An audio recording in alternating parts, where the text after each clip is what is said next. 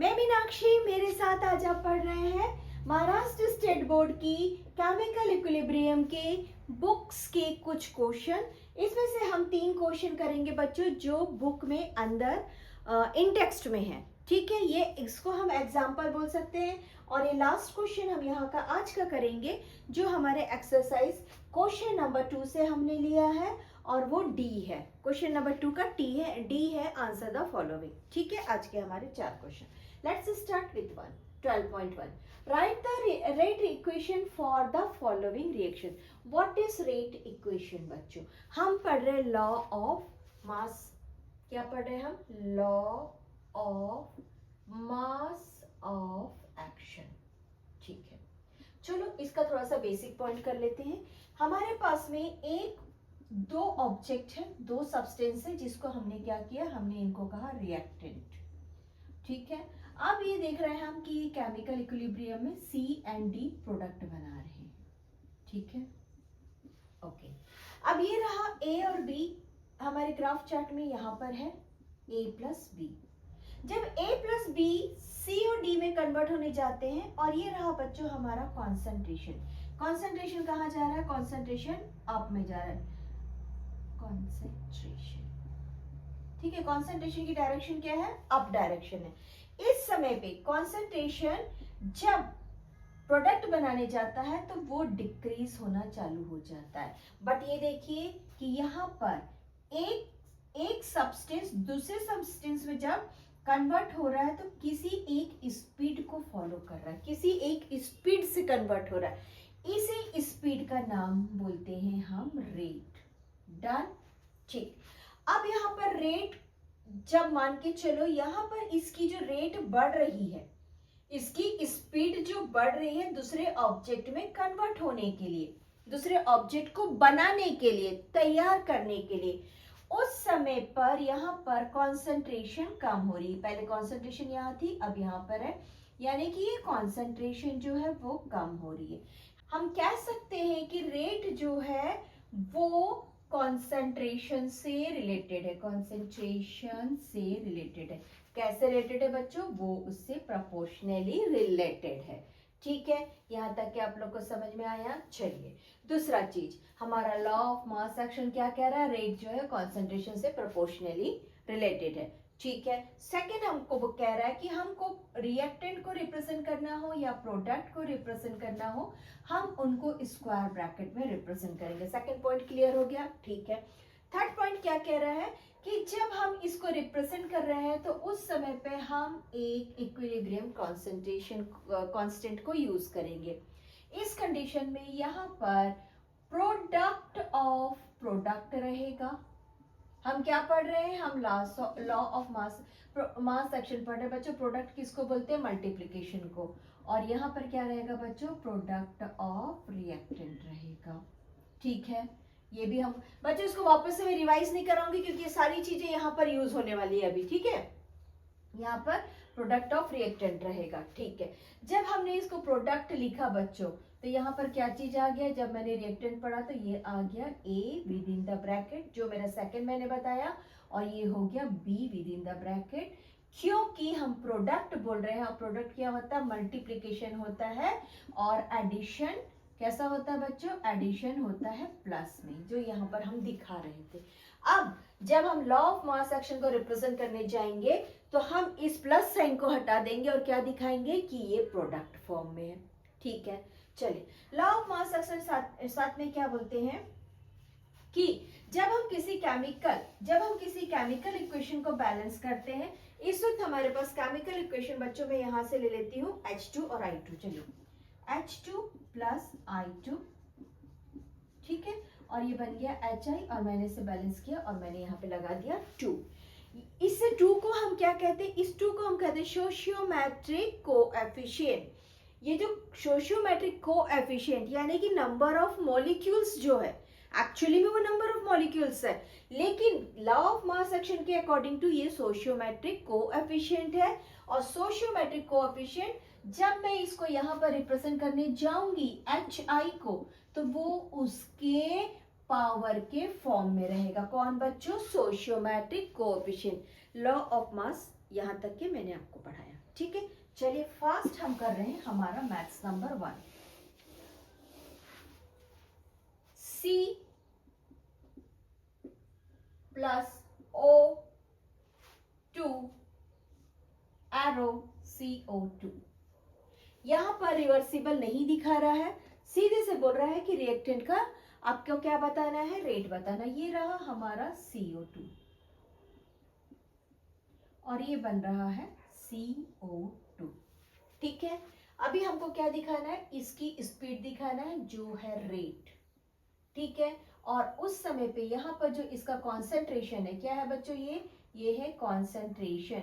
हमको इन दोनों के बीच में रिलेशनशिप दिखाना है, तो आइए हम लिख देते हैं हमारा rule. Rate is proportional to the concentration of product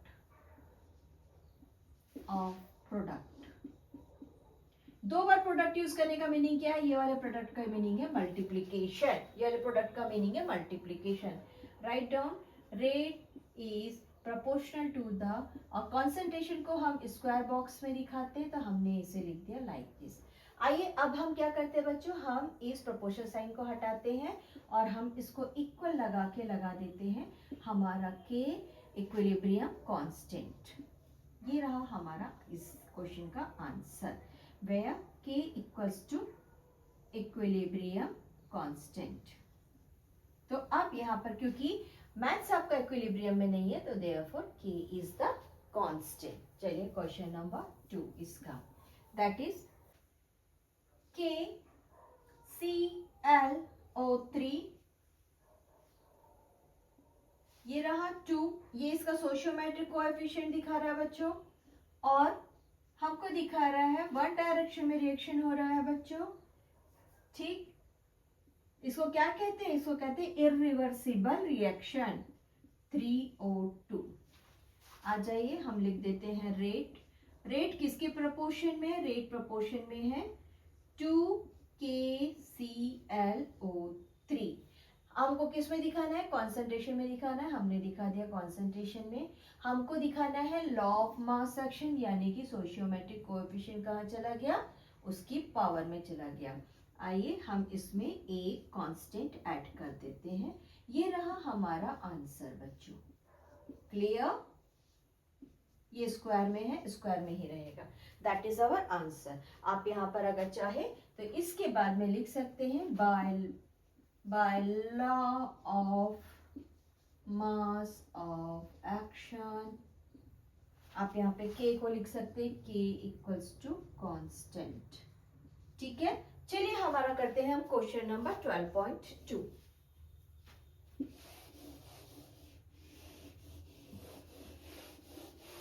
हम लॉ ऑफ मास एक्शन में ही क्वेश्चंस पढ़ रहे हैं, ठीक है।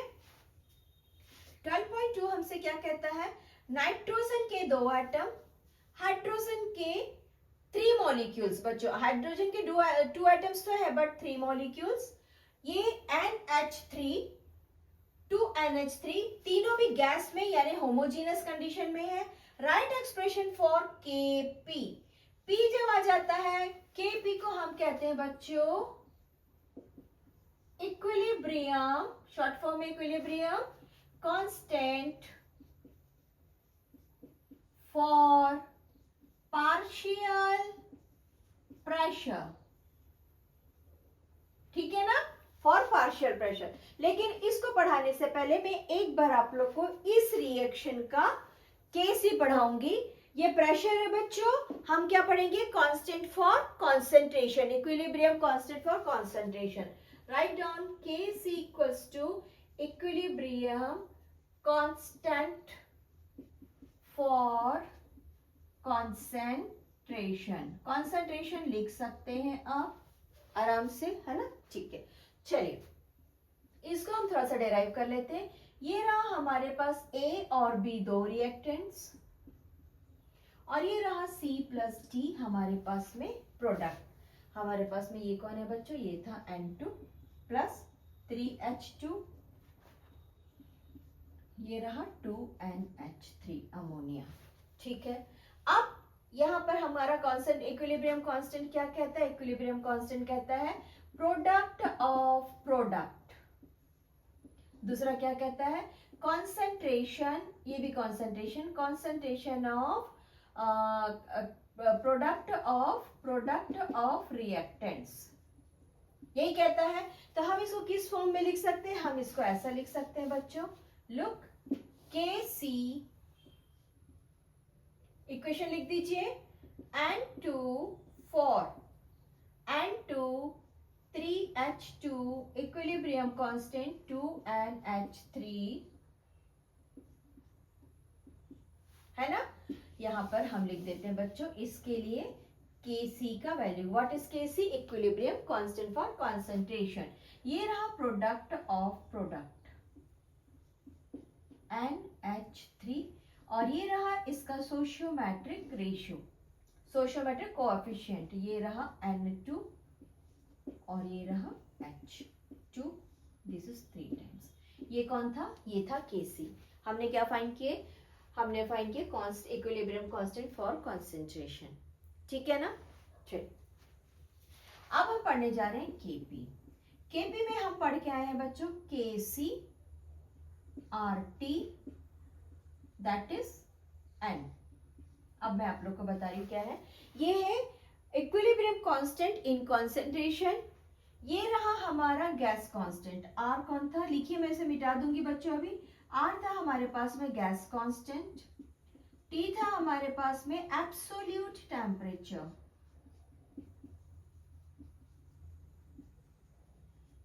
और N था बच्चों, डेल्टा नहीं, N था हमारे पास में नंबर ऑफ मोल्स, ठीक है ना। किसके number of moles? Reactant and products के, ठीक है। अगर ऊपर में प्रोडक्ट है तो number of moles of product minus नीचे वाला ऊपर चला जाएगा number of moles minus reactant, ठीक है। यहाँ पे नंबर ऑफ मोल्स में आप क्या लिख सकते हैं? प्रोडक्ट माइनस रिएक्टेंट के moles, moles of product and minus, ठीक है ना, ये लिख सकते हैं। ये अभी हमको लिखना नहीं है, हम पढ़ के आए हैं। यहाँ तक मैंने आप लोग को बता दिया, यहाँ तक समझ गया। आइए ये तीनों को मैं इरेज कर रही हूँ, आप लोग लिख चुके होंगे आई होप। चलिए अब हम लिखते हैं बच्चों पार्शियल प्रेशर के लिए फॉर्मूला। हमारे पास में अगर इस ऑब्जेक्ट का, इस सब्सटेंस का हमको पार्शियल प्रेशर लिखना है, आइए अब हम इसको फॉर्मूला में लिखते हैं। दिस इज P, हमको प्रोडक्ट का चाहिए, ये रहा NH3 हमारे पास में कितना बच्चों? 2 है। आइए इसको लिख देते हैं। यहाँ पे रहा P, ये रहा N2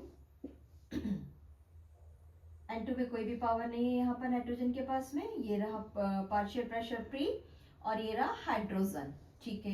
P for partial pressure, ठीक है, और हाइड्रोजन की यहाँ पर कोएफिशिएंट है 3, ठीक है। चलिए इसकी जगह पर अब हम इनके वैल्यूज लिख रहे हैं, ठीक है। क्या लिख रहे हैं बच्चों? अब हम लिख रहे हैं NH3 का पार्शियल प्रेशर। NH3 का पार्शियल प्रेशर ये रहा, NH3 की डिग्री 2 और इसकी भी डिग्री 2। नेक्स्ट N2 डिग्री 1 और ये रहा RT डिग्री 1। नाउ H2 और ये रहा बच्चों RT, इसकी डिग्री हो गई 3 और RT की भी डिग्री हो गई 3।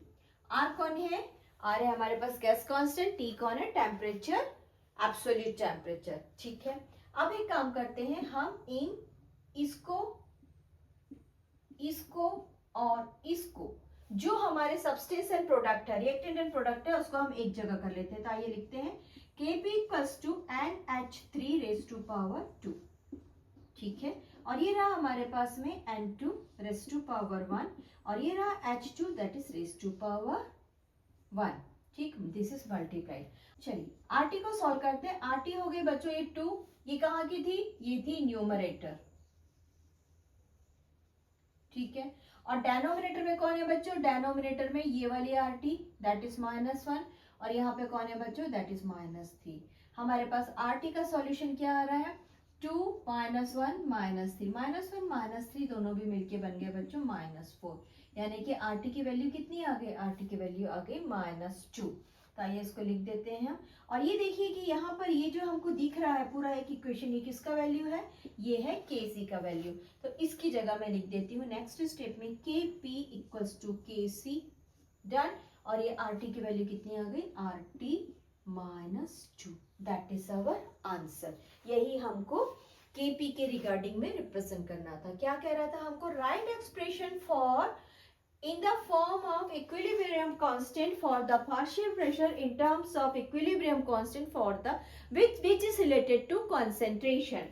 Now partial pressure of NH3 is partial pressure of N2H2 equals to NH3 is the equals to the partial pressure of same equation, and where is R कौन हो गया बच्चों, gas constant, where is temperature constant is -2 form. हम इसको ऐसे लिख देते हैं, ठीक है। चलिए ये रहा हमारा आज का इस क्वेश्चन का 12.2 का आंसर। आप लोग इसे लिख लीजिए, मैं इसे रेस कर रही हूं। अब हम कर रहे हैं क्वेश्चन 12.3।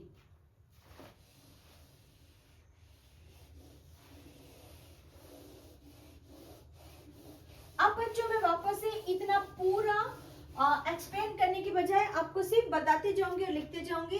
आइए, write an expression for Kp. What is Kp, equilibrium constant for partial pressure, and relate to Kc. What is Kc, equilibrium constant for concentration for the following reversible reaction. Reversible reaction बोल दिया, write on your reaction. This is 12.3, this is H2 plus I2 and reversible reaction with 2HI. क्लियर। चलिए इसको हम लिखते हैं बच्चों, हमको केपी और केसी के फॉर्म में, तो आइए हम इसका केसी लिख देते हैं। कॉन्सेंट्रेशन के लिए ये रहा हमारे पास में HI का कॉन्सेंट्रेशन, और ये रहा इसका सोशियोमेट्रिक, क्या कहते हैं उसे, coefficients, and this is concentration for H2 and this is concentration for I2. Done. यहाँ पे कहीं पर भी सोशियोमेट्रिक कोएफिशिएंट नहीं है, तो आइए इसको अब केपी के फॉर्म में लिखते हैं। केपी क्या कह रहा है हमसे, प्रेशर फॉर HI, सोशियोमेट्रिक रहा यहाँ पे 2, और pressure for H2 and pressure for I2। What is this, partial pressure, ठीक है। केपी इक्वल्स टू, आइए हम HI का पार्शियल प्रेशर लिखते हैं। HI कॉन्सेंट्रेशन फॉर्म में ये रहा हमारा RT रेज टू पावर, दोनों में 2 है, यहाँ पे आ गया 2। नेक्स्ट ये रहा H2 पावर 1, RT पावर 1, और ये रहा I2 पावर 1, और ये रहा RT पावर 1, ठीक है। सॉल्व करते हैं। Kp equals to HI raise to power 2, H2 raise to power 1, and this is I2 raise to power 1, और ये रहा RT का सॉल्यूशन। ऊपर में हमारे पास में 2 था, यहाँ पे -1 और -1, विच वन, ये वाला और ये वाला चला गया, यहाँ ऊपर में आ गया, यानी कि RT हमको कितना मिल गया बच्चों, RT हमको मिल गया 0। Right down Kp equals to, इसकी जगह हमने लिख दिया Kc, लुक इट हियर, ये रहा हमारा Kc का वैल्यू, ये हो गया Kc एंड RT इज 0, ठीक है। अब आप लोग को एक चीज बताती हूँ, ये रहा x की पावर 3, ये हो गया x multiplied x multiplied x, ये हो गया x की power 2, that is x multiplied x, ये रहा x, that is only single number x, single variable x। और जब x की पावर 0 होती है बच्चों, तो वहां पे होता है कांस्टेंट टर्म। कांस्टेंट टर्म को हम कैसे लिखते हैं, जहां पे उसकी डिग्री 0 होती है। आपको अगर कभी 3 को एक्सप्रेस करना है ना, मान लो आपको लिखना है 3, तो आप इसको लिख सकते हैं 3x raise to power 0, that is 3 1 जा 3, यानी कि जिसकी डिग्री 0 होती है उसकी वैल्यू 1 होती है। तो यहाँ पर डिग्री 0 है, it means Kp equals to Kc। आप लिख सकते हैं RT की डिग्री 0 है, देयरफॉर दिस इज 1, तो ये हो गया बच्चों 1, और हमारा आंसर आ रहा है कि इसमें, इस कंडीशंस में पार्शियल प्रेशर और कॉन्सेंट्रेशन इक्विलिब्रियम कांस्टेंट्स दोनों के कांस्टेंट इक्वल रहेंगे। That is our question number 12.2। आइए हम कर रहे हैं इस एक्सरसाइज की शुरुआत। एक्सरसाइज में हमने अभी लॉ ऑफ मास एक्शन पढ़ा है, तो हम लॉ ऑफ मास एक्शन का ही क्वेश्चन पढ़ रहे हैं बच्चों। Look at here, answer the following, right the expression in the form of Kc। आपको किसमें बताना बच्चों, आपको आंसर बताना है सिर्फ इतने ही फॉर्म में, आपको वहां पर केपी वगैरह नहीं पूछा। Very short answer, that is very short answer. तो आइए स्टार्ट करते हैं इसको। पहला लिख दीजिए आपका इक्वेशन, लिखिए बुक में, आप लोग नोटबुक में लिखना चालू करिए आप लोग का equation, that is 2SO2 plus O2 and 2SO3। हमारे पास में फॉर्मूला क्या है, हमारे पास में फॉर्मूला है बच्चों प्रोडक्ट ऑफ प्रोडक्ट। ये ना प्रोडक्ट का मीनिंग है मल्टीप्लीकेशन ऑफ प्रोडक्ट, और नीचे लिखा है प्रोडक्ट ऑफ रिएक्टेंट, ठीक है, in there with the value of concentration, या कॉन्सेंट्रेशन का प्रोडक्ट और प्रोडक्ट कॉन्सेंट्रेशन, ठीक है। ओके, तो ये रहा हमारे पास Kc equals to 2SO3। Concentration को हम स्क्वायर बॉक्स में दिखाते हैं और कोएफिशिएंट्स को डिग्री में दिखाते हैं, तो कोएफिशिएंट चली गई ऊपर, और ये रहा SO2। कॉन्सेंट्रेशन को अगेन स्क्वायर बॉक्स में लिखिए, ये रही इसकी कोएफिशिएंट ऊपर चला गया बच्चों डिग्री में, और ये रहा O2 इसमें बॉक्स में, दैट इज आवर आंसर। चलिए क्वेश्चन नंबर 2 इसमें का N2O2